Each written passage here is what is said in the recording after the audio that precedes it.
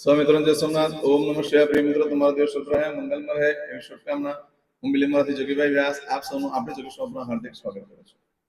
મિત્રો, આજરોજ જોઈશું આજનું શુભ પંચાંગ. આજ તારીખ છે 22/8/2026 ને શનિવાર.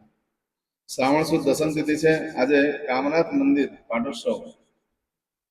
આજના દિવસે જોઈશું આજનું શુભ પંચાંગ. આજે જે બાળકનો જન્મ થાય છે તિથિ ગણાય છે દસમ. આ દસમ તિથિ આવતીકાલે મળશે કે 2:01 પૂર્ણ થઈ જશે, ત્યાર પછી એકાદશી ગણાશે.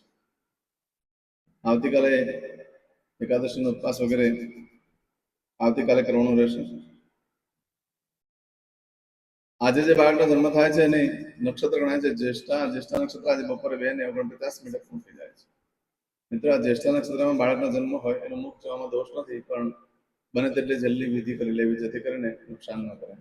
પહેલા ચરણમાં જન્મ હોય તો પોતાનો નાશ કરે, પિતાનો નાશ કરે, મોટા ભાઈ બહેનનો નાશ કરે. પરંતુ આજે બપોરે 2:49 પછી જે બાળકનો જન્મ થાય એનું મૂળ નક્ષત્ર ગણાશે. આ મૂળ નક્ષત્ર બપોરે 2:49 થી શરૂ થાય છે અને 23 તારીખે સાંજે 5:45 પૂર્ણ થાય છે. એટલે ત્યાં સુધી જે બાળકોના જન્મ થશે બધાનું નક્ષત્ર મૂળ ગણાશે. મૂળ નક્ષત્રમાં જયારે બાળકનો જન્મ થાય તેના પિતાએ એનું મુખ ન જોવું જોઈએ 11 દિવસ સુધી. ન વિડીયો કોલથી જુઓ, ન વોટ્સઅપ પરથી, ન ફોટોગ્રાફી, ન તો તમને નુકસાન થઈ શકે છે. 11 દિવસ પછી ઘીમાં, કાંસાની વાડકીમાં ઘી લઈ એમાં મુખ જોઈ પ્રત્યક્ષ મુખ પછી જોવાનું હોય છે. આનું બહુ જ મહત્વ છે. આ નિયમ પ્રમાણે ચાલશો તો જીવનમાં સુખી થશે. એ કાંસાની વાડકી કોઈ પણ દેવસ્થાનમાં પછી બને તેટલી જલ્દી વિધિ કરી લેવી, જેથી કરીને પિતાને, માતાને, પરિવારને જે બહાર છે તે નીકળી. આજે જે બાળકનો જન્મ થાય છે એનો યોગ ગણાય છે વિષ્કુમ યોગ. આજે સવારે મળશે 5:19 થી શરૂ થઈ આવતીકાલે સવારે 6:15 પૂર્ણ થઈ જાય છે. આવતીકાલે સવારે 6:15 પછી જે બાળકનો જન્મ થાય એનો પ્રીતિ યોગ છે. આજે જે બાળકનો જન્મ થાય છે એનો કરણ ગણાય છે તૈતિલ કરણ. આજે બપોરે 12:49 પૂર્ણ થઈ જાય ત્યાર પછી બાળકનો જન્મ થાય એનું ઘર કરણ ગણાશે. આ ઘર કરણ આવતીકાલે મળશે કે 2:01 પૂર્ણ થઈ જાય છે. આજે જે બાળકનો જન્મ થાય છે એને રાશિ ગણાય છે વૃશ્ચિક. વૃશ્ચિક રાશિ અક્ષર આવે છે નવનય. વૃશ્ચિક રાશિનો સ્વામી મંગળ છે. આ વૃશ્ચિક રાશિ આજે બપોરે 2:49 પૂર્ણ થઈ જાય છે. ધ્યાન રાખજો, રાશિ બદલાય છે. આજે બપોરે 2:49 પછી જે બાળકનો જન્મ થાય એની રાશિ ધન ગણાશે. ધન રાશિ અક્ષર છે ભવપદ. ધન રાશિનો સ્વામી ગુરુ ગણાય છે. આ ધન રાશિ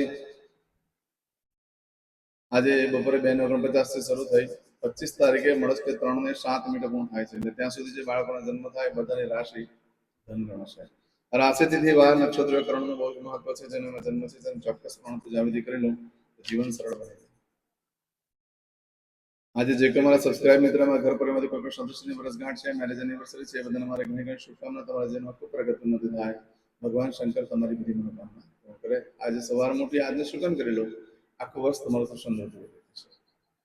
આજના દિવસે જે લોકોની પુણ્યતિથિ છે એ લોકોનું નિમિત્તે બ્રાહ્મણને, ભિક્ષુકને, ગાયને, કાગડાને, કૂતરાને દાન કરવું જોઈએ. અન્નદાન. શ્રીરામ ભગવાનને પાણી ચડાવવું જોઈએ. મહાદેવના મંદિરે જઈ પીપળાની ફરતે દૂધ, જવ અને પાણી ચડાવવું જોઈએ. અને ચોખ્ખું પાણી મહાદેવને ચડાવી દે. ત્યાં પીપળા પાસે પ્રાર્થના કરવાની કે હે વિષ્ણુ ભગવાન, મારા પિતૃને મોક્ષ ગતિ પ્રાપ્ત. આ બહુ જ મહત્વની વસ્તુ છે. આટલું ચોક્કસ કરવું જોઈએ દરેક જણાએ. આજે જો કે મારા સબસ્ક્રાઇબ મિત્રમાં ઘર પરિવારમાંથી કોઈ પણ સદસ્ય કોઈ જગ્યા પર નોકરી ધંધા મળે જઈ રહ્યા છે, કોઈ ઇન્ટરવ્યુ આપવા જઈ રહ્યા છે, કોઈ નવી વસ્તુની ખરીદી કરવા જઈ રહ્યું છે, કોઈ પરીક્ષા આપવા જઈ રહ્યું છે, કોઈ યાત્રા પ્રવાસ માટે જઈ રહ્યું છે, કોઈ વિદેશમાં જઈ રહ્યું છે, કોઈનું ઓપરેશન હોય, કોઈની ડિલિવરી, કોઈની સગાઈ, કોઈની સબ્જીની પૂજા. હવે કોઈ પણ કાર્ય તમે કરવા જઈ રહ્યા હોય તો કાર્યમાં તમને સારામાં સારી સફળતા પ્રાપ્ત થાય ભગવાનને પ્રાર્થના.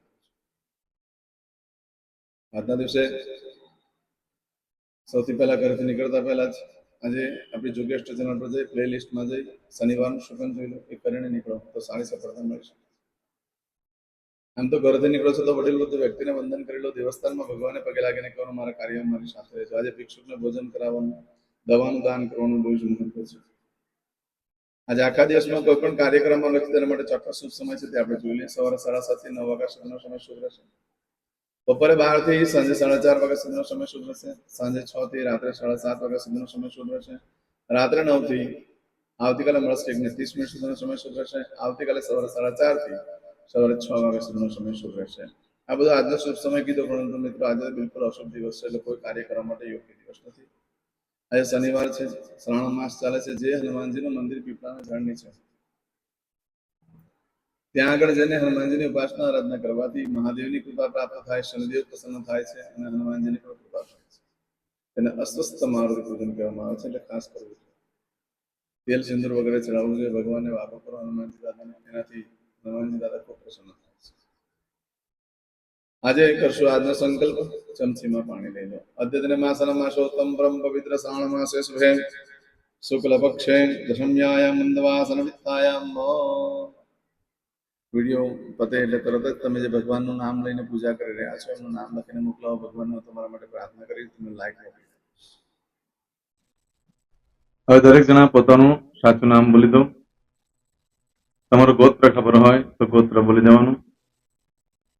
પછી બોલવાનું છે અહમ, મમ, આત્મન, શ્રુતિ, સ્મૃતિ, પુરાણોક્ત, પુણ્ય, ફલ, પ્રાપ્તિ, અર્થમ, અપ્રાપ્ત, લક્ષ્મી, પ્રાપ્તિ, અર્થમ, પ્રાપ્ત, લક્ષ્મી, ચિરકાલ, સૌ, રક્ષણાત્મક, લોકેવા, સભાયામ, રાજદ્વારે, વ્યાપારે, વિદ્યા અભ્યાસે, દેશે, વિદેશે, સર્વત્ર, યશ, કીર્તિ, વિજય, લાભાદિ, પ્રાપ્તિ, અર્થમ, મમ, અખિલ, કુટુંબસ્ય, આયુ, આરોગ્ય, ऐश्वर्यादि, प्राप्ति, अर्थम, मम, जन्म,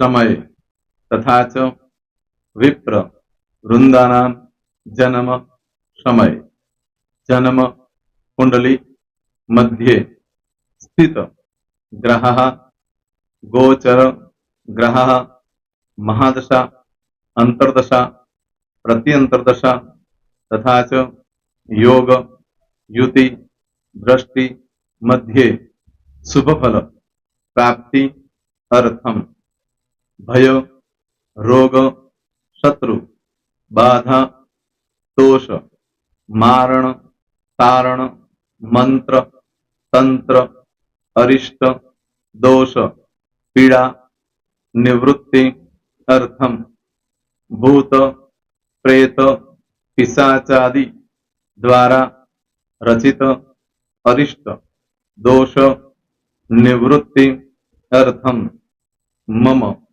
सकल मनवांछित फल.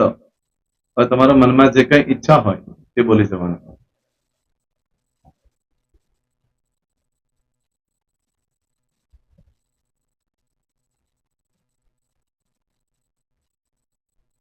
બોલવાનું અનુસારતઃ सकल मनवांछित फल प्राप्ति अर्थम.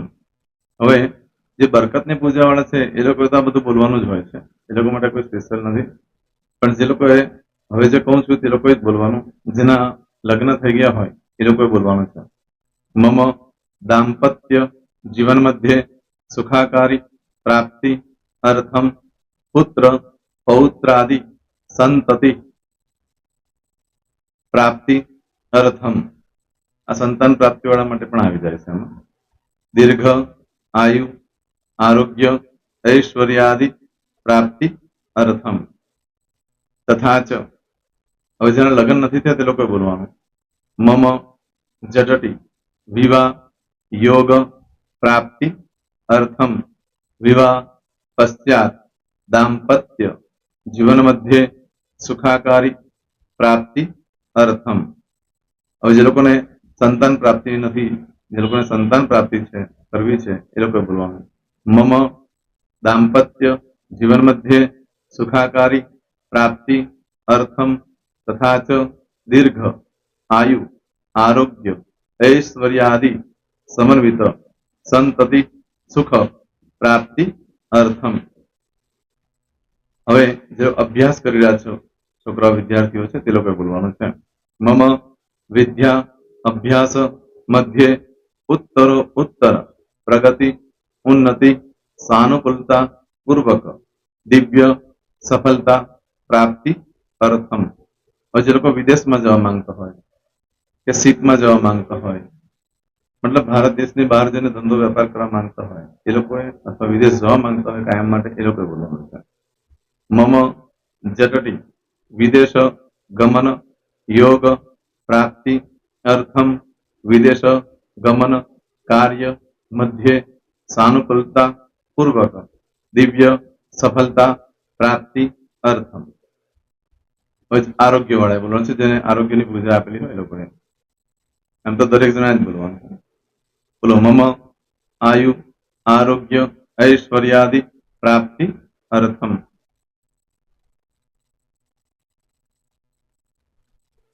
હવે દરેક જણા બોલવાનું. સકલ મનવાંછિત ફલ પ્રાપ્તિ અર્થમ અદ્ય દિને પ્રધાન દેવતાનામ નિત્ય દિન અનુસાર્ધ પૂજન અર્ચન કર્મણિ અહમ કરીશ્યે. પાણીવાળી થાળીમાં પાણી મૂકી દેવાનું છે. હવે તમારી બધી પૂજા જે મેં આપેલી છે એ પૂજા થઈ જાય અથવા તો તમે રોજ પૂજા કરતા છો મારી પાસેથી નથી લઈ ગયા એ પૂજા થઈ જાય પછી ફરી પાછી ચમચીમાં પાણી લેવાનું. અહીંયા વિડીયોને સ્ટોપ કરી દેવાનું. પૂજા પતે એટલે પાછું આગળનું કરવાનું છે. અહીંયા વિડીયો સ્ટોપ કરી દેવાનો અને પૂજા પતે એટલે બોલવાનું છે વિષ્ણવે વિષ્ણવે વિષ્ણવે નમો નમઃ વિષ્ણુ સ્મરણા સર્વમ પરિપૂર્ણ અસ્તુ. એતાની ગંધ પુષ્પ ધૂપ દીપ નૈવેદ્ય તાંબૂલ પ્રદક્ષિણા સહિત પ્રણુ મમ સકલ મનવાંછિત ફલ પ્રાપ્તિ અર્થમ પૂજન અર્ચન પ્રિયદાન નમમ. પાણી મૂકી દેવાનું, પાછું પાણી લેવાનું. પૂજન અર્ચન બ્રહ્માર્પણમસ્તુ. નીચે જમીન પર પાણી મૂકો, એમાં આંગળી ઘસી કપાળમાં તિલક કરી દો. કપાળમાં જમીન પર પાણી મૂક્યું છે એમાં. ત્યાર પછી ભગવાનને કહેવાનું કે હે પ્રભુ આજે પૂજા કરતા કોઈ પણ પ્રકારની ભૂલચૂક થઈ ગઈ હોય તો અમને ક્ષમા કરજો. અમે તમારા બાળક છીએ. પ્રભુ તમારો ખૂબ આભાર માનું છું. આજે મારી પાસે તમારી પૂજા કરાવી, મારી મનોકામના પૂર્ણ કરી. પ્રાર્થના કરી દો. જગ્યા પરથી ઉભા થઈ શ્રીનારાયણ ભગવાનને પાણી ચડાવી દો અને નિત્ય કર્મ જે કરતા હોય તે કરો. જય શ્રી. તમારો દિવસ શુભ રહે. તમે અને તમારો પરિવાર સુખી રહે, સંપન્ન રહે, સુરક્ષિત રહે એ ભગવાન સોમનાથ દાદાને પ્રાર્થના. તો મિત્રો તમે મારા વિડીયોને લાઈક ના આપી હોય તો સૌથી પહેલા લાઈક આપી દો અને ત્યાર પછી જો તમે મારી આ ચેનલ સબસ્ક્રાઇબ ન કરી હોય તો સૌથી પહેલા સબસ્ક્રાઇબ કરી લો અને બેલ આઇકોન ઓલ પર ક્લિક કરવાનું ભૂલશો નહીં, જેથી કરીને સૌથી પહેલા નવી વિડીયો જે કંઈ મૂકું એ તમને મળે. મિત્રો કંઈ પણ મૂંઝવણ હોય તો મને આ નંબર પર તમે ફોન કરીને પૂછી શકો છો. મારો મોબાઈલ નંબર છે 9825546459. મિત્રો કોમેન્ટ્સમાં જય સોમનાથ લખવાનું ભૂલશો નહીં. ફરી પાછા નવા વિડીયો સાથે મળીએ. ત્યાં સુધી સૌને જય સોમનાથ.